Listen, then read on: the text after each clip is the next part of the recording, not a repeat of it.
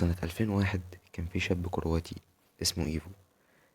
كان عمل حادثة صعبة جدا ودخل في غيبوبة بسببها، استمرت لمدة 10 أيام كاملين. ولما صحي كان شكله مش زي الأول، وعيونه مليانة رعب. وأول كلمة قالها: أنا مش عايز أرجع هنا. الدكاترة جريوا عليه، لكن الكارثة بدأت لما اكتشفوا حاجة غريبة: إيفو بدأ يتكلم ألماني بطلاقة.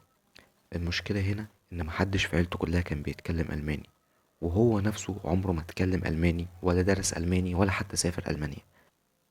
والأغرب، لما حد من عيلته بدأ يسأله: أنت مين؟ كان بيردد: أنا مش إيفو، أنا شخص تاني.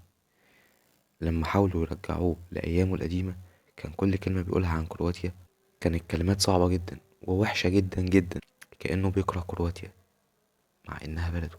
وكل الناس اللي حواليه مش قادرين يصدقوا اللي بيحصل. والسؤال هنا: هل دي حاجة طبيعية المفروض تحصل بعد أي حد بيدخل في غيبوبة، ولا دي حاجة غريبة عمرها ما حصلت قبل كده؟ مستنيك تقولي ايه أغرب حاجة حصلت معاك أو شفتها، ولو عندك حاجة حابب نحكيها ياريت تبعتهالي. وبس كده، سلام.